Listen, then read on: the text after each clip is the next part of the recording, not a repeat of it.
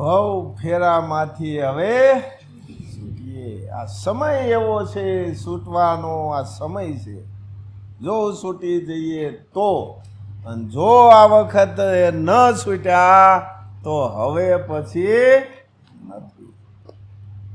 જન્મ જન્મના ફેરામાંથી મુક્ત થવા માટેનો આ એક જ રસ્તો છે.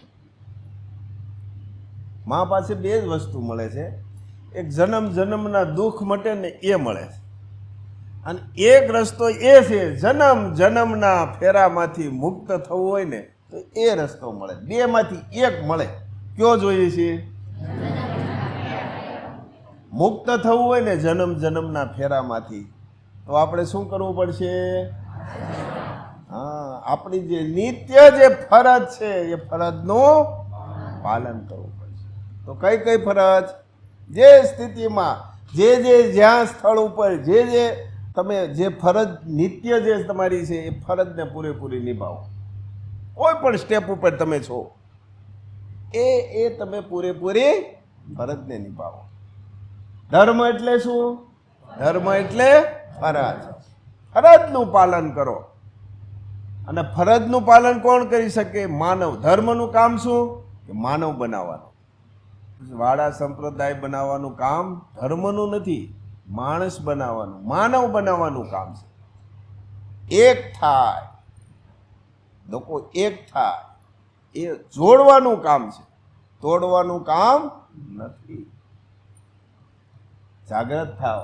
જન્મ જન્મના ફેરામાંથી મુક્ત થવાનો આ એક જ રસ્તો છે. जय माँ वैष्णो। कभी कभी कुछ सवाल बहुत छोटे लगते हैं, पर वो दिल और दिमाग को भीतर से झकझोर देते हैं। ऐसा ही एक सवाल है कि आज के मनुष्य की वास्तविकता क्या है? हर कोई पूछता है, हर कोई जानता है, और इस सवाल का जवाब श्री महापात्र बहुत सहजता से देते हैं कि आज का मनुष्य असत्य के मार्ग पर बढ़ रहा है, और जब मनुष्य असत्य के मार्ग पर चढ़ रहा हो तो सोचने की जरूरत है कि समाज बनता किससे है? मनुष्य से। और अब जब मनुष्य की सोच ही बदल गई हो तो समाज का स्वरूप कैसा होगा, यह समझना बहुत मुश्किल है। आज का मनुष्य क्या चाहता है? जो चीज ना मिले तो बेचैन हो उठता है, और जो मिल जाए उसकी कदर करना भूल जाता है। यही तो उसकी फितरत है। जो चीज मिल गई उसकी अहमियत खत्म, और जो नहीं मिली वो सबसे ज्यादा कीमती लगने लगती है।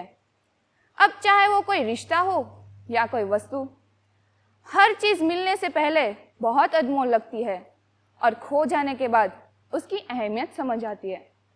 आज श्री महापात्र हमारे बीच है, हमें हर परिस्थिति में, हर विषय में मार्गदर्शन देते हैं। श्री पर समाज तभी लाभ पाएगा जब उनके होते हुए ही उनका मूल्य समझेंगे, क्योंकि जब कोई चला जाता है तभी उसका महत्व पता चलता है, और ये तो सब करते हैं, पर जब कोई हमारे साथ हो और हम उसे पहचान ले, वही सच्ची समझदारी है। कभी किसी के कहने से विचलित मत होइए, खुद को शांत रखना सीखिए। धूप चाहे कितनी भी तेज हो, मगर समुद्र सूखता नहीं। लोग कुछ भी बोले, हमें क्या बोलना है, कब बोलना है और कितना बोलना है, यह हमें सोचना चाहिए। और अगर ज़रूरत पड़े तो मौन रहना ही श्रेष्ठ है, क्योंकि बिना वजह बोले गए शब्दों का कोई मोल नहीं होता। मौन रहकर भी बहुत कुछ कहा जा सकता है। और फिर परमात्मा तो सब देख रहे हैं, उनसे कुछ छुपा नहीं है, तो इंसान क्यों सोच लेता है कि उसे कोई देख ही नहीं रहा? क्यों वो गलत रास्ते पर चलता रहता है? मैंने कहीं एक बात पढ़ी थी, किसी को डर है कि भगवान देख रहे हैं, और किसी को भरोसा है कि भगवान देख रहे हैं। जो निर्दोष है उन्हें डरने की जरूरत नहीं, और जो दोषी है उनके बचने का कोई मार्ग नहीं। और आज का मनुष्य स्वार्थ में डूबा है। उसके पास दूसरों के लिए न भावना बची न संवेदना। किसी को तकलीफ हो, किसी के जीवन में दुख हो, तो वो अपने बारे में ही सोचता है। ऐसे लोग, ऐसे नागरिक देश का, समाज का या इस पूरे विश्व का कल्याण नहीं कर सकते। ऐसे राष्ट्र को ऐसे व्यक्तियों की जरूरत है जो परोपकारी हो, जो एक दूसरे की भावनाओं को समझे, न कि एक दूसरे को समय गिराने में समय बर्बाद करे।